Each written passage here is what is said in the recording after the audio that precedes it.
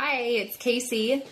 I hope you guys have all had a great week. Last week I started homeschooling my kiddos again, and we had a really good week, but I'm ready to get back to giving you guys some videos so that you can stay up to date on your health and your fasting. If you haven't already, please subscribe so you can make sure that you get all of my new videos and you can share them with your friends. Today about dry fasting versus water fasting so you can understand the differences and know when to apply them.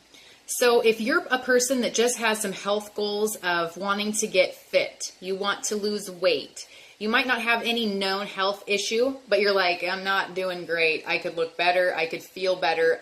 I just want to be capable. I want to have the ability to do whatever I'm asked to do and feel good while doing it. So if that's you, doing water fasting is phenomenal. You can do that with intermittent fasting, like in an 18-6 routine where you're water fasting throughout the day, eating a 6-hour window, and daily you're just going through that. If you're doing a longer fast, anything from 24 hours and up, I really require you to try to add the snake juice to your life because that will help balance your electrolytes and minerals, and you'll feel so much better in the midst of your fast. You'll have far less cravings for food, and you'll be able to just sustain better because it's going to keep you balanced. All of your things like potassium, magnesium, sodium will stay in good keel. So that's water fasting. Now, why would you ever want to dry fast, and what exactly does that mean? So a dry fast simply means you're not having any food nor any liquid, period, go into your mouth while you're on a dry fast, okay? So the type of people that would want to be dry fasting would be people that have a known disease. If you have any disease, dry fasting would be extremely beneficial for you.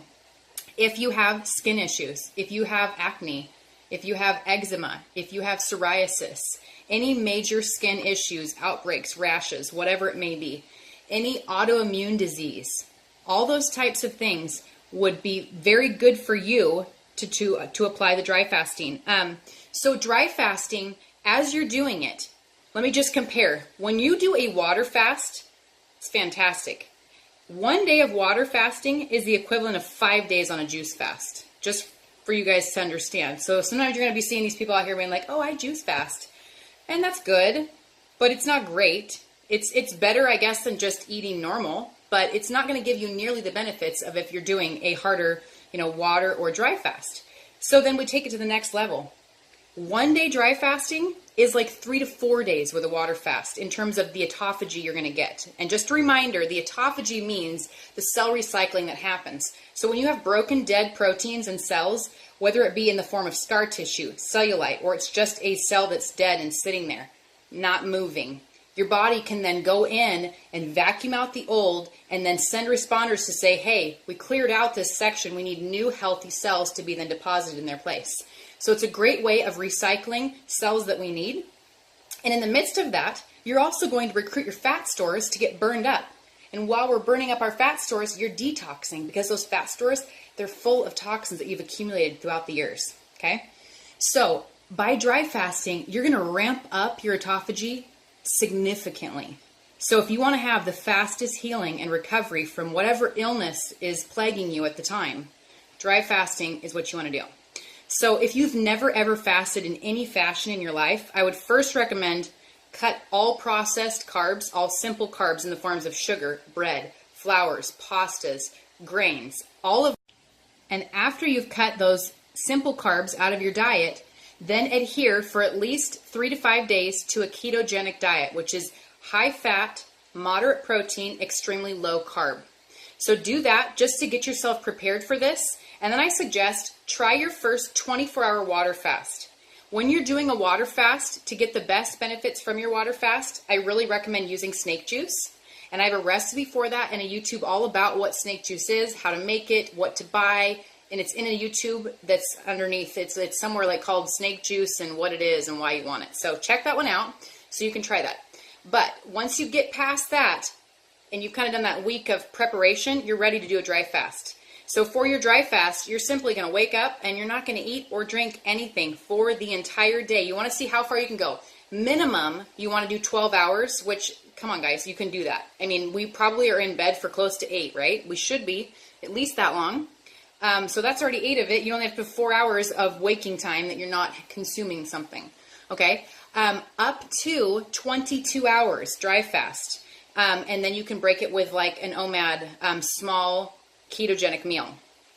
If you're ready to go hardcore and you're like, hey, I have cancer and I need to take this seriously, then I would really recommend start yourself on a dry fast, go as long as you can, and maybe when you hit that 18 hours or 22 hours or whatever it is and you feel like, oh gosh, I need something, then break it with snake juice, okay?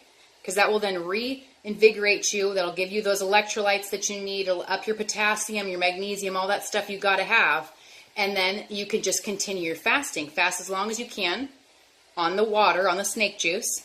And then if you're able to, cut it away again and see how long you can keep going dry fasting, because it's completely safe for you to dry fast for up to several days, you guys. You can just test out your body. If you have a disease, you really aren't going to hurt yourself by trying to do this, because all it's going to do is improve your cell recycling. It's going to improve or reduce your inflammation so drastically that your overall health and internals are going to greatly benefit.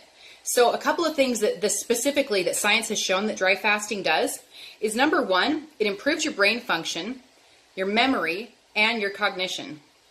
It lowers your blood pressure. It balances your lipids. It repairs bone damage. So if you have weak bones or you have an injury, like let's talk about just injuries. So maybe you don't have a disease. Maybe you just have an injury. Maybe you got hurt somehow, whether it's a cut, a bruise, a scratch, a scar, a broken bone, okay? So you have an injury of some sort, or maybe you had an injury and now you're dealing with like the after effects of that injury. Dry fasting can help completely reinvigorate your cells so that you can get youthful, you can raise that human growth hormone, and that is what's going to help repair everything so quickly, because the higher our human growth hormone is, the faster our repairing can happen. So the other thing that dry fasting does is, in just a 1-day dry fast, you can reduce your body's glucose by 50%, which will really help with insulin stability. So there's so many reasons to do it, and it's just a matter of giving it a try. And don't be afraid of this, you guys. Nobody's going to die, Nobody's going to die from trying a 1-day dry fast, okay? So give it a go. Listen to your body. If you feel like you need to break it and drink the snake juice, go for it. Otherwise, push on through. See how long you can go. And start documenting the results, because there's nothing that you could possibly take or add to your life that's going to give you the effects and benefits that dry fasting will in terms of reduction in inflammation. So I highly recommend it. So there are a couple of different types of dry fasting. We can do intermittent dry fasting, where every day you wake up and you hold off as long as you physically can. So basically you didn't drink anything during the night. Obviously you didn't eat anything. And you just hold off as long as you can until you absolutely feel like I can't go any longer. And then you break your fast with water or your meal. Okay, so that would be a daily, like, dry fasting period, which is an awesome routine to get into. But there's also 2 other types of dry fasting, which is called a soft dry fast versus a hard dry fast. I think a lot of people might say, well, gosh, all dry fasting is hard, Casey. But I'm actually talking about physically what the differences are. So a soft dry fast means that even though you're not drinking anything, you can still do things like shower and brush your teeth.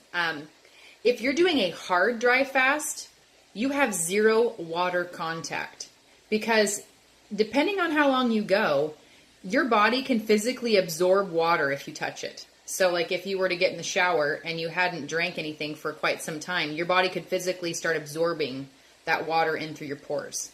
So that would be considered a hard dry fast if you said, okay, I'm not even showering, I'm not brushing my teeth, I'm just going to like chill on the couch or stay in bed and just let my body do some serious healing, okay? And again, if you're a diseased person, that's all you should be doing anyways. Just lay low, don't plan anything, and work on getting yourself better by doing nothing and eating and drinking nothing and touching no water, okay? But again, if you're doing it more of just you're wanting to have some health benefits, the other thing I didn't mention, which I want to mention this, is the other skin disorder that dry fasting can severely help and I think you're going to love hearing this, is loose skin. So like, let's say you have like, you've been fasting and you've lost weight and you're like, but I have like this hanging skin, you know, on my stomach or on the backs of my arms or like my love handle area. Like, what do I do? So that loose skin that kind of seems like, but I have so much skin, aren't I going to have to go get this like cut out with plastic surgery? No, your body will literally eat it. Okay. So by dry fasting, your body's going to go, well, that's kind of an inconvenient thing hanging and flapping around there. I'm just going to get rid of it because it's completely not functionable for me. It's not doing me any good. And all it is just excess fat that's hanging in your broken fascia. Okay. So it's an awesome way to repair loose skin as well. So many reasons to try it. If you've never done it, just give it a go. You like, you know, see what your body does, see what kind of benefits you can get from it. And keep me posted. I'd love to hear your results. Have an awesome night.